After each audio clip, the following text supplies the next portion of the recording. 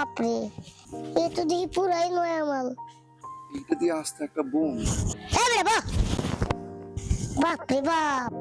এই বেড়া, এই গ্রাম অঞ্চলে তো কোনোদিন তোর এই খোমাটা দেখি নাই আমি। এ তুই থাকস কই রে? আমি গ্রাম থেকে শহরে আইছি, কিছু চিনি না। আমি খুব একটা ইয়ের ভিতরে পড়ে গেছি গা, ঝামেলার ভিতরে ভাই।